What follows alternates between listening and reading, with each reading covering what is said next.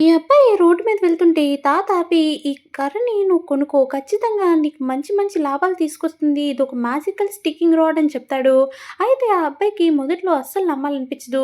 కానీ ఇది కొన్నాక ఖచ్చితంగా నువ్వు లాభాలు చూస్తావు అని చెప్పేసరికి ఆ అబ్బాయికి ఆశ పుడుతుంది. అది కూడా రూ. 500కే వస్తుంది కదా అని చెప్పి ఉన్న రూ. 500 దీనికి పెట్టాలా అని చెప్పి కాసేపు ఆలోచిస్తాడు. సర్లే అని చెప్పి ఆ రూ. 500 ఇచ్చేసి ఆ కర్రని తీసుకుంటాడు. కానీ కర్రతో లాభాలు రాకపోతే అనవసరంగా నష్టపోతానేమో అని చెప్పి సర్లే అని చెప్పి గాలం వేయడానికి కూర్చుంటాడు. అలా ఆ నదిలో గాలం వేస్తాడు. గాలం వేసి చాలా సేపు చూస్తూ ఉంటాడు. కానీ అక్కడి నుంచి ఒక రాయి మాత్రమే బయటకొస్తుంది. కానీ రాయిని ఎక్కడో చూశానని చెప్పి దాన్ని వెంటనే గూగుల్ చేస్తాడు. ఆ రాయి దాదాపు 5,00,000 విలువ చేసి ఉంటుంది. దాంతో అతను ఒక యాంటిక్ రాయి షాప్‌కి వెళ్తాడు. షాప్ ఓనర్ దీన్ని చూసి ఇది కేవలం రూ. 1,00,000 మాత్రమే వస్తుందనేసరికి ఆ అబ్బాయి వెంటనే సమాధానం ఇస్తాడు. "నేను ఆల్రెడీ గూగుల్‌లో చేశాను.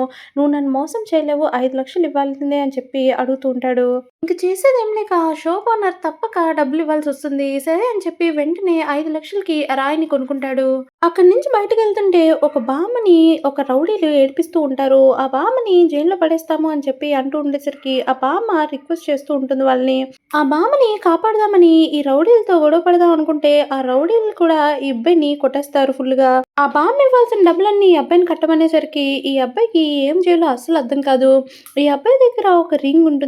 ఆ రింగ్‌ని తలుచుకోగానే ఆ స్టిక్ మళ్ళీ ఈ అబ్బాయి చేతికొస్తుంది.